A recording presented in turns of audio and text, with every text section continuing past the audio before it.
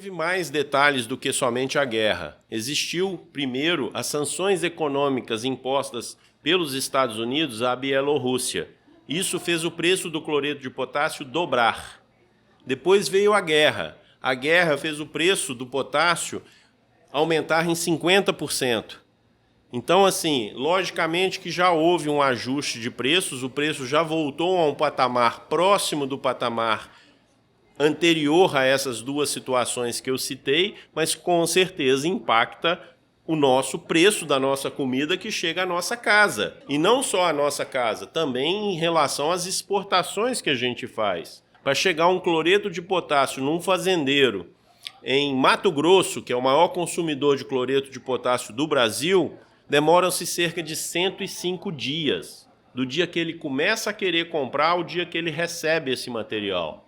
A gente, com o nosso projeto em Autazes, na boca do gol, igual a gente fala, vamos poder entregar em 7, 8 dias. Então, assim, é uma diferença significativa e um benefício enorme que nós vamos trazer para a sociedade de uma forma em geral.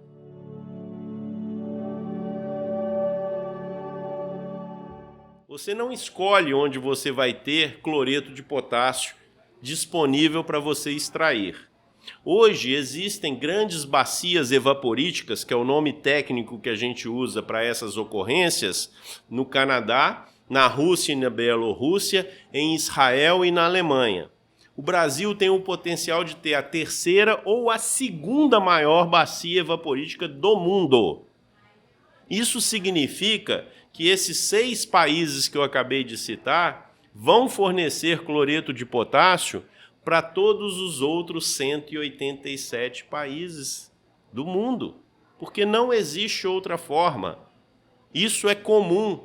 Nós, estrategicamente, somos o maior produtor, por exemplo, de nióbio, um metal. Somos o segundo maior produtor de minério de ferro do mundo.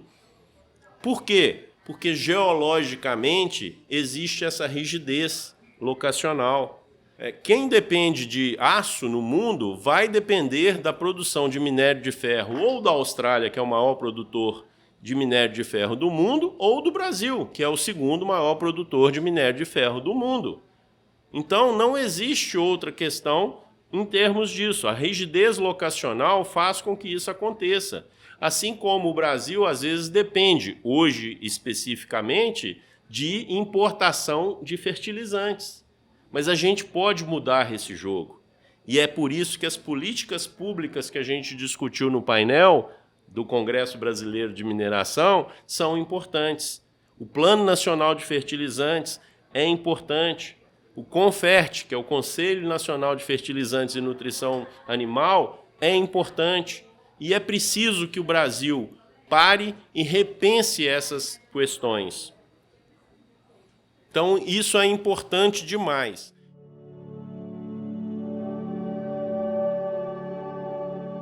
Falando um pouquinho da Exposibram, nós fizemos um stand, aqui na Exposibram para mostrar esse projeto para a sociedade, porque é um projeto totalmente sustentável.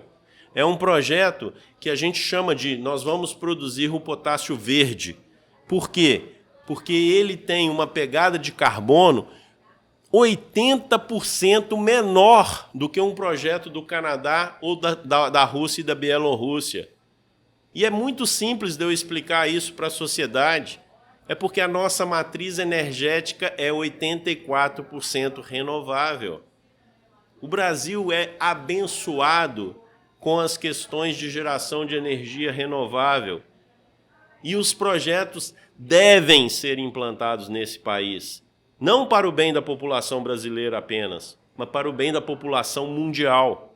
Porque é muito melhor você ter um projeto aqui que tem uma pegada de carbono 80% menor do que em outro país, do que você investir num projeto lá fora, que queima gás ou que queima carvão para gerar energia. Então é muito simples de explicar.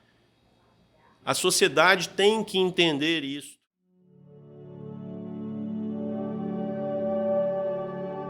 O projeto Potássio Autazes tem o apoio da governança local, municipal, da estadual, com o governador do estado do Amazonas e com de todo o governo federal. Eu já estive pessoalmente com o ministro de Agricultura, com o ministro de Minas e Energia e com o próprio vice-presidente, onde a gente apresentou a ele essas questões. E ele mesmo já falou em público, na reunião do Conselho de Administração da Suframa, lá em Manaus, da importância que ele dá a esse projeto. Podemos virar o jogo, podemos deixar até mesmo de ser importadores de potássio para virarmos, num futuro de médio e longo prazo, exportadores. Por que eu falo médio e longo prazo? Porque um projeto como esse ele demanda tempo para ser implantado. Só para você ter uma ideia, para implantar o nosso projeto em Altazes, nós devemos levar cerca de 4 a 5 anos de obra, de construção do projeto. Ou seja, a gente precisa tomar uma decisão hoje para começar a obter os benefícios daqui a 4 ou 5 anos. Porque é demorado você escavar 2 poços profundos, em inglês eles são chamados de shafts, de 930 metros de profundidade. Normalmente você demora em torno de 1 metro a 1,5 metro por dia de escavação para você poder aprofundar esse poço profundo. Para se ter uma ideia, a gente vê aí essas máquinas que fazem esses túneis, né, de metrô, chamados tatuzões, eles são mais rápidos porque eles operam na horizontal. No nosso caso, é um shaft vertical que a gente tem que perfurar e chegar a 800 metros de profundidade.